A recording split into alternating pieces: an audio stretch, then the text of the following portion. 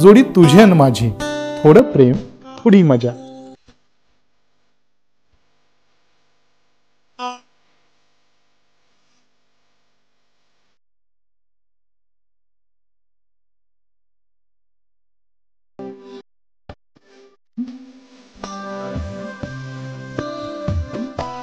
जोडी तुझी अन माझी, थोडं प्रेम थोडी मजा. नमस्कार, मी स्वप्नाली. स्पीड न्यूज लाईव्ह 24 प्रस्तुत जोडी तुझी अन माझी या विशेष भागामध्ये आपल्या सर्वांचं स्वागत. आज आपल्या सोबत श्री अनिल अडुळकर सर इथे उपस्थित आहेत आणि त्यांच्या सोबत त्यांच्या पत्नी अलका अडुळकर मॅम इथे उपस्थित आहेत. त्यांचं आपण आपल्या स्टुडिओमध्ये स्वागत करूया. खूप खूप स्वागत या स्टुडिओमध्ये तुमचं आणि कॉंग्रॅच्युलेशन तुम्हाला. तुम्ही जोडी तुझी माझीचे विनर आहात, फायनलिस्ट आहात, त्याबद्दल खूप खूप कॉंग्रॅच्युलेशन. सर, सर्वप्रथम मला तुमच्यापासून सुरुवात करायला आवडेल. तुमच्या करिअरची सुरुवात म्हणजे जे तुम्ही आता रिटायर्ड आहात दोघेही, तुमच्याबद्दल थोडंसं आणखीन मला जाणून घ्यायला आवडेल. तुमच्या शिक्षणाबद्दल, तुमच्या जॉब प्रोफाईल बद्दल.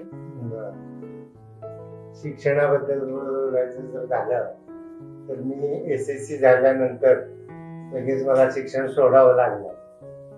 कारण का परिस्थितीमुळे मला शिक्षण सोडावं लागलं आणि नोकरी निघाली. त्यावेळी मला खूप वाईट वाटलं आपण शिक्षण सोडून नोकरी करतोय म्हणून. पण त्यावेळी मी असं मनात ठरवलं की ठीक आहे, परत ज्यावेळेला आपली परिस्थिती चांगली होईल त्यावेळेला आपण कुठल्याही परिस्थितीत पहिल्यांदा शिक्षण पूर्ण करायचं.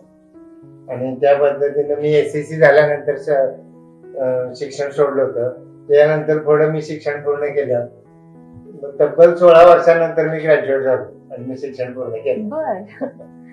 पण त्याच्या पुढे तुमचं परत अदर फील्ड मध्ये पण तुम्ही कार्यरत होता, तर त्याबद्दल पण थोडंसं जाणून घ्यायला आवडेल. माझं आवडते क्षेत्र म्हणजे पर्यटन. हिंडणे फिरणे, निसर्गाच्या सानिध्यात खूप प्रवास करणे माझी आवड आहे. आणि केरळला मी बरेच वेळा जाऊन आलो. तिथलं माझं आवडतं ठिकाण म्हणजे दक्षिणेकडचं श्री स्वामी स्वामी विवेकानंदांचं स्मारक केरळमध्ये. तिथं मी 2-4 वेळा जाऊन ते बघून आलो. तर आत बोटीन समुद्रात आहे, ते बोटीन जावं लागतं आणि तिथं 3 समुद्र ऍट अ टाइम आपल्याला पाहायला मिळतात. दक्षिणेकडे पर्यटनाची तुम्हाला खूप आवड आहे. हो, खूप छान. मॅडम, तुमच्याबद्दल थोडंसं जाणून घ्यायला आवडेल. मॅम शिक्षिका म्हणून कार्यरत होत्या, तर त्यांच्याबद्दल पण आपण थोडंसं जाणून घेऊया. मी 1973 साली सर्व्हिसला लागले. 72 साली मी SSC झाले आणि लगेचच मला जॉब लागला. लकीली असा जॉब लागला की विवाहही इथेच, सासरही इथेच आणि लग्न झाल्यामुळे माझं नोकरी पण कंटिन्यू राहिली. 73 साली मी नोकरीला लागले. 77ला आमचं मॅरेज झालं आणि शिक्षण क्षेत्रामध्ये मला शिकवायची खूप आवड होतीच. आणि जवळजवळ 39 वर्ष मी जवळजवळ अध्यापकाचं काम केलं. 39 वर्ष 8 महिने, जवळजवळ थोडं कमी नाही तर पूर्ण 40 वर्ष मी शिक्षिका आणि मुख्याध्यापिका असं दोन्ही काम केलं. त्यामध्ये मी विद्यार्थ्यांना जे अध्यापन केलं त्याची पोच पावती मला पावलोपावली मिळते. ती विद्यार्थी इतक्या गरजेचं, कारण 4वी 7वी स्कॉलरशिप बडेच विषय माझा होता, त्यामुळे विद्यार्थी नेहमी नंबरात यायचे. आणि याची दखल घेत स्कूल बोर्डनं मला पूर्वी 1999 साली स्मार्ट पेटी हे शिक्षकांचं ट्रेनिंग होतं. त्या ट्रेनिंगला रिसर्च पर्सन म्हणून माझी नेमणूक केली आणि त्या रिसर्च पर्सन म्हणून मी काम करत असताना माझं अध्यापन शिक्षकांना ट्रेनिंग देत असताना इतकं उत्तम झालं की त्याची दखल घेत मला एक अवॉर्ड मिळाला की आदर्श शिक्षक पुरस्कार मिळाला. तो 5 सप्टेंबर 1999ला शिक्षक दिना दिवशी डॉक्टर DY पाटील यांच्या हस्ते मला आदर्श शिक्षक पुरस्कार मिळाला. आणि तेव्हा मी आयुष्यातला तो क्षण अजूनही विसरू शकत नाही.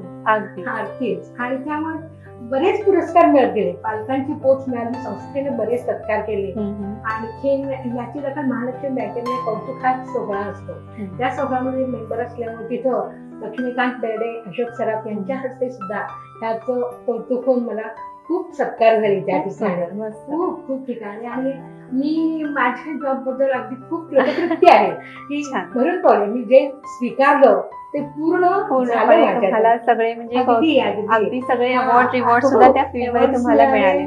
सत्कार समारंभ झाले. अगदी खूप छान. त्यानंतर तुमचं अरेंज मॅरेज आहे. तुमच्या हो. लग्नाला 44 वर्ष झाली आहेत, पूर्ण झाली हो आहेत. हो हो. तर त्याबद्दल सुरुवातीला तुम्ही कुठे भेटलात, कसे भेटलात, हे थोडस मला जाणून घ्यायचंय. कसं आहे, अरेंज मॅरेज पूर्वी कसं पत्रिका देणे बघणे हा जो प्रकार होता त्यामध्येच आमचं पण ठरलं. सासरे होते, ते आमच्या वडिलांचे एक मित्र होते, त्यांच्या ओळखीनेही ठरलं. अर्थात त्यावेळेला काही असं हे नव्हतं, लग्नाच्या आधी जाऊन भेटणं वगैरे हा काही प्रकार नव्हता.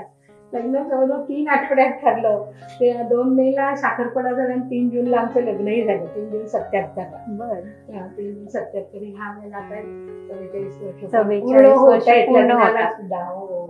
सर, असं तुमचा एक्सपिरियन्स थोडासा लग्नाच्या वेळेचा, त्यावेळीची एखादी आठवण तुम्ही शेअर करू शकता? त्यावेळेला लव्ह मॅरेज तुम्ही वगैरे भेटलात त्यांना? नाही, अरेंज मॅरेजच होतं. हो, त्यामुळे पूर्वी लव्ह मॅरेज वगैरे हे प्रकार फार कमी कमी असायचे. असायचे. त्यामुळे एखाद्याचं कोणाचं लव्ह मॅरेज झालं की सगळीकडे समाजात आपल्याला लगेच चर्चा व्हायची. हो. अरे बापरे, अगोबाईची समाजात व्हायची. हो. त्यामुळे तो काळ कसा नव्हता. हो. त्यामुळे आमचं अरेंज मॅरेज त्यांना पण व्यवस्थित म्हणजे आई वडिलांनी केलं. हो. त्यांचा काय आमच्यात सासू सासऱ्यांची पुण्याई आणि आई वडिलांचे आशीर्वाद, हो. त्यांनी जे केलं ते खूप व्यवस्थित झालं आणि आमचा संसार सुखी होण्यामागचं तेच एक खरं तेच गमक कारण आहे. आहे. बरोबर आहे. तुमच्या मुलांबद्दल वगैरे तुम्ही थोडंसं शेअर करू शकता? तुमची 3 मुलं मुलं आहेत, हो. त्यांच्याबद्दल. 2 मुली आहे, एक मुलगा आहे. एक मुलगी आहे. दोघी मुली एमकॉम आहे बरं. आणि एक पुण्यात असते, एक मुंबईत असे डोंबिवलीला, ते कॉस्मॉस बँकेत आहे. दोघेही जॉब करतात. ही पण मुलगा आता बँकेत आहे, एजंट फायनान्स बँक इथे ह्याच्यात आहे, ते पण ब्रँच मॅनेजर म्हणून आहे. हो. सून आहे माझी, सून सुद्धा माझ्याच क्षेत्रातली आहे बरं. आणि ती पण इतकी टॅलेंट आहे की तिनं शिक्षकांसाठी भरतीसाठी ज्या परीक्षा असतात अतिशय टफ असतात, तिची परीक्षा आहे, या परीक्षेचा निकाल तर तो 2 ते 3% लागतो. त्यामध्ये ती सिलेक्ट होऊन सरळ सेवा भरतीमध्ये तिला जॉब लागला आणि आता ती हुपरी इथे रयत शिक्षण संस्थेमध्ये सर्व्हिस करते. ती पण मस्त. अध्यापिका आहे. त्यानंतर तुम्हाला दोघांनाही पर्यटनाची आवड आहे. हो. दोघांनाही फिरायला खूप आवडतं आणि देश विदेश अशा परदेशी आणि भारतात सुद्धा बऱ्याच ठिकाणी ते जाऊन आलेले आहेत. तर त्याच्याबद्दल पण थोडस आम्हाला तुम्ही शेअर करू शकता, तुमची एखादी आठवण? मी काय केलं, 13 साली मी रिटायर झाले आणि हे पण 13लाच झाले. आमच्या दोघांमध्ये 7-8 महिन्याचं अंतर आहे. ते रिटायर झाल्यानंतर आम्ही मग हे ठरवलं की आता आपण कुठे फार संसारात रममाण व्हायचं नाही, थोडा बाहेरचा एन्जॉय करायचा. मग पहिल्यांदा आम्ही सिंगापूर, थायलंड, मलेशियाला गेलो होतो. ती 10 दिवसाची ट्रिप केली. अतिशय सुंदर ट्रिप. निसर्ग सौंदर्य आणि सिंगापूर तर अप्रतिमच आहे. त्यानंतर आम्ही युकेला गेलो. युके मध्ये जवळ सांगते की London, Paris, Switzerland, German, Netherland, Amsterdam, खूपच रोम, भरपूर देश केले. खूप काही तुम्ही फिरलात. ऑलमोस्ट वर्ल्ड टूरच्या सगळी तुम्ही अशी सुरू केली आहे जर्नी. पाठोपाठ आम्ही टूर करत का गेलो. आता सध्या म्हणलं आपल्या हातपाय जड आहे तोपर्यंत नंतर मी अंदमान निकोबारला पण परवा जाऊन त्या डिसेंबर मध्ये. आता या अनलॉक नंतर मात्र थोडासा आमचा ब्रेक झाला लॉकडाऊन मुळे आणि भरपूर ट्रिप्स केल्या, निसर्ग सान्निध्य एन्जॉय खूप केला. म्हणजे सगळे फोटो तुम्हाला शेअर केलेले आहे.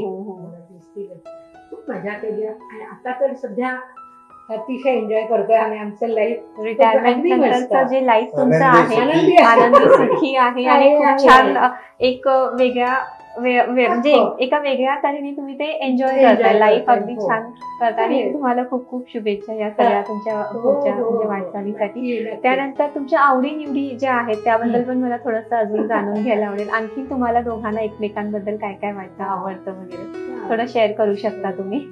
मला काय म्हणजे तसं विविध बातम्या ऐकते मी, पण मला जास्तीत जास्त करून युट्यूबवर जास्तीत जास्त ते पदार्थ बघायचं. मला नवीन नवीन पदार्थ करण्याची खूप आवड आहे आणि खाऊ घालण्याची. सरांना काय आवडतं तुम्ही सांगू शकता? मला माझं आवडतं की मी स्वित्झर्लंडला आम्ही ज्यावेळेला गेलतो त्यावेळेला आल्प्स पर्वतरांगेमध्ये सगळ्यात उंच ठिकाण टिटलस बर्फाच्छादित प्रदेश खूप मला आवडला. स्वित्झर्लंड जगातलं सगळ्यात उंच ठिकाण बर्फाच्छादित मनाला आल्हाददायक वाटणारं ठिकाण मला खूप आवडलं. चंपाकोडी वगैरे मात्र मी आजपर्यंत भरपूर सोडवली.